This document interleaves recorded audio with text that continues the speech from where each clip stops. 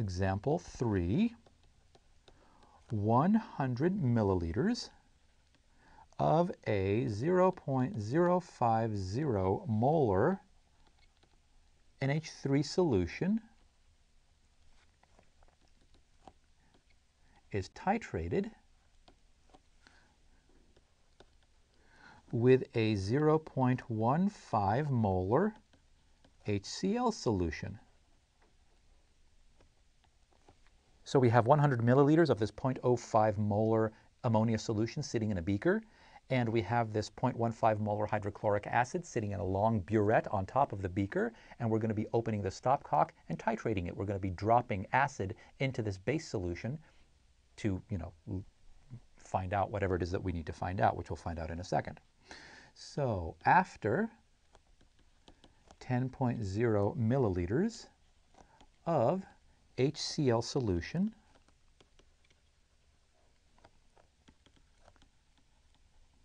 is added, what is the pH? What is the pH of the final solution?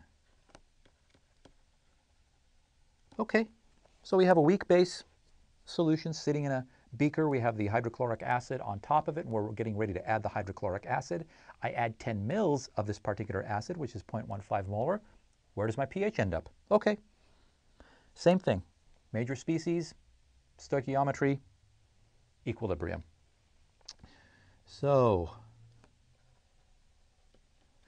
you know what? Let me do this in blue. I like actually changing colors here. My nose is itching. Okay, so major species.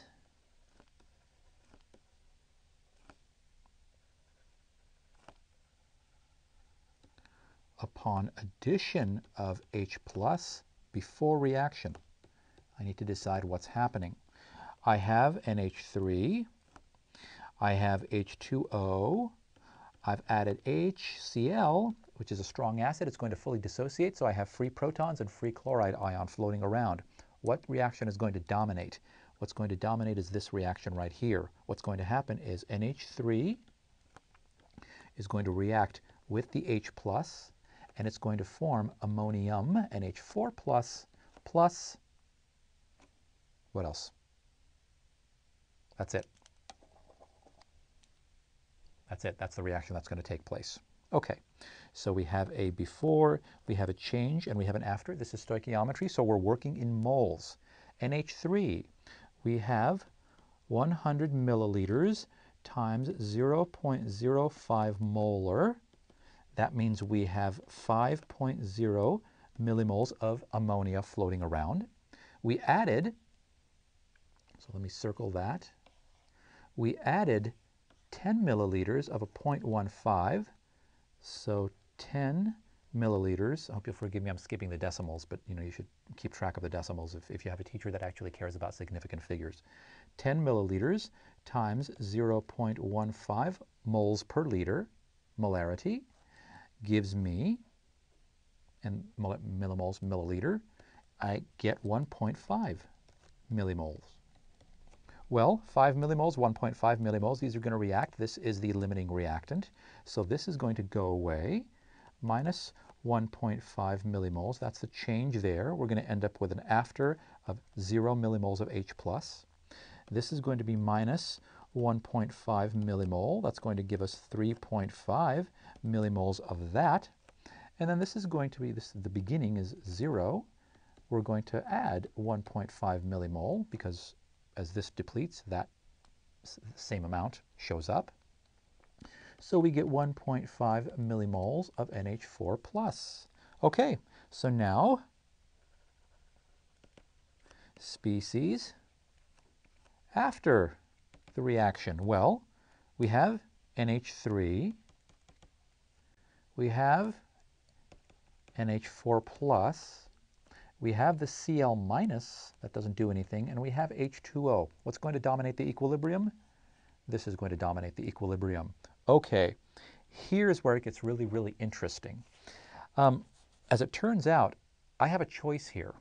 I can use one of two reactions. I can use this one. I can use the NH3 plus H2O is in equilibrium with NH4 plus OH minus. If I do that, I have to use the Kb, because this is, by definition, a base association reaction. A weak base reacts with water, pulls off the proton from water, forms the ammonium ion, and releases a hydroxide ion into solution. Or I can use the acid version of this. I can do NH4 plus, gives up, dissociate. The acid dissociation is, because this is just an acid, this is the conjugate base. This is a base, this is the conjugate acid. Acid base, it just depends on a perspective. It's like, heads or tails, it's the same coin. H plus NH3. If I use this equilibrium for this problem, I have to use the Ka. That's the only difference. This is a base association reaction, I need the Kb. This is a acid dissociation reaction, I have to use the Ka. Well, the relationship between these two is, you remember, Ka times Kb equals Kw, which is equal to 10 to the negative 14, always. So if you're given a Ka, you can find Kb. In this case, if you're given a Kb, you can find Ka. Well, what to choose, what to choose? I think I'm just going to go ahead and, because this is a weak base, I'm going to go ahead and use the base equilibrium. I'm going to use that one, just to keep things consistent. So let's go ahead and write NH3 plus H2O is in equilibrium with NH4 plus OH minus. We have an initial, we have a change, we have an equilibrium. This is an equilibrium part, so we have to deal in molarity. Well, the NH3, we said we had 3.5 millimoles left over in solution after reaction. Now we had 100 liters, we've added 10 milliliters to it. Sorry, 100 milliliters, we've added 10. So the total volume is now 110 milliliters. So we have 0.0318. Water doesn't matter. The NH4 is 1.15. I'm sorry, not 1.15, that was the previous problem. 1.5 millimoles floating around in 110 milliliters. That's equal to 0.0136. There's no hydroxide left. This is going to diminish a little bit. Water doesn't matter. This is going to show up. This is going to show up. We end up with 0.0318 minus x. Water doesn't matter. 0.0136 plus x and x. And now Kb, which equals, in the case of ammonia, 1.8 times 10 to the negative 5, is equal to this times this divided by that. It equals x times 0.0136 plus x divided by 0.0318 minus x. I hope that you guys are getting sick of seeing this over and over again. That's a good sign. Like I said last time, when you're sick of seeing a problem over and over again, that means you completely understand it. That's where you want to be. You want to be sick of these problems.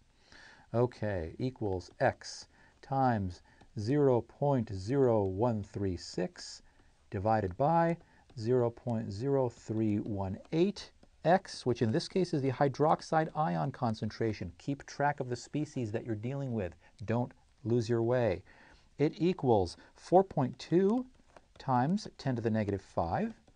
When we take the negative log of that, we get a pOH of 4.38, which implies that the pH is 14 minus that. You get 9.62. That's it. Very, very nice. Okay,